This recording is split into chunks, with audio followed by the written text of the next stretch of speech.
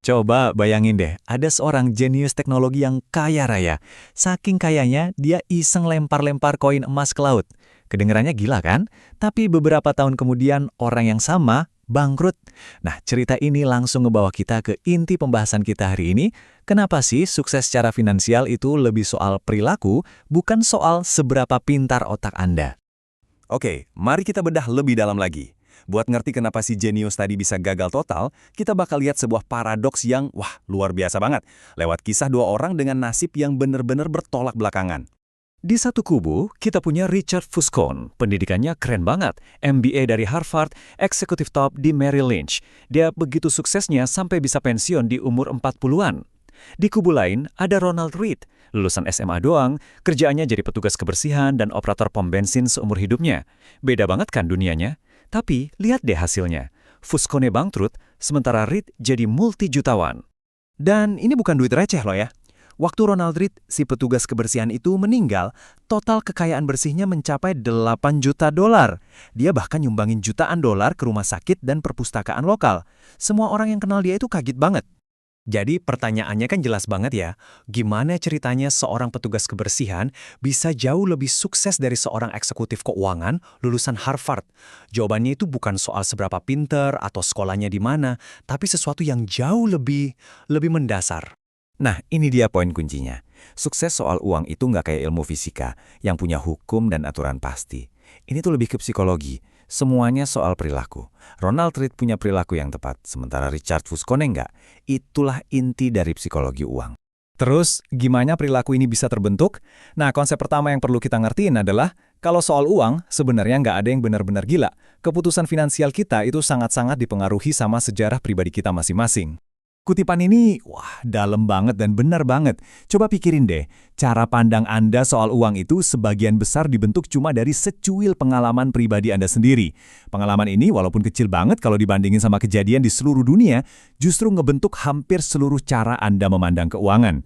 Coba deh kita lihat grafik ini buat dapat gambaran. Kalau Anda lahir tahun 1970, pas masa remaja dan umur 20-an, Anda ngelihat pasar saham naik gila-gilaan. Anda jadi belajar kalau saham itu mesin pencetak uang. Tapi coba kalau Anda lahir tahun 1950, pasar saham itu datar-datar aja selama tahun-tahun pembentukan diri Anda. Pelajaran yang Anda dapat soal risiko dan imbal hasil pasti beda banget.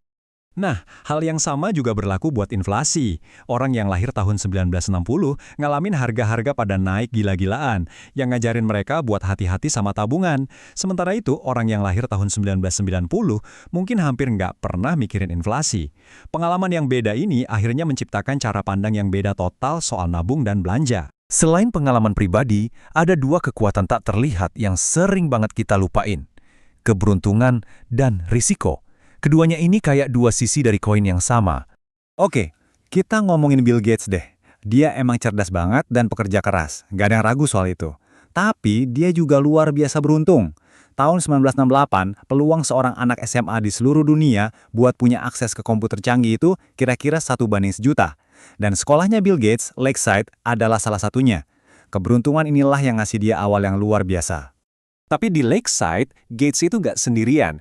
Dia punya sahabat namanya Kent Evans. Kata Gates sendiri, Kent itu murid terbaik di kelas. Mereka berdua sama-sama tergila-gila sama komputer, dan mereka berdua ini rencananya mau menaklukkan dunia bareng-bareng. Mereka seharusnya jadi partner. Tapi kemudian, muncullah resiko, si kembaran dari keberuntungan. Peluang meninggal karena kecelakaan pas naik gunung waktu masih SMA, itu juga kira-kira 1:1.000.000. Dan tragisnya, itulah yang terjadi sama Kent Evans. Kekuatan dengan skala yang sama, 1:1.000.000, yang ngasih Bill Gates awal yang luar biasa, justru mengakhiri hidup Kent. Nah, ini ngajarin kita pelajaran yang penting banget. Kita nggak bisa nyalahin atau muji 100% kesuksesan atau kegagalan itu cuma karena usaha atau keputusan seseorang. Dunia ini tuh rumit banget. Selalu ada peran keberuntungan dan resiko. Jadi pas kita ngelihat kesuksesan orang lain atau kegagalan kita sendiri, ingat, ceritanya selalu lebih rumit dari yang kelihatan. Dan sekarang, kita masuk ke pelajaran terakhir, dan ini mungkin salah satu yang paling krusial.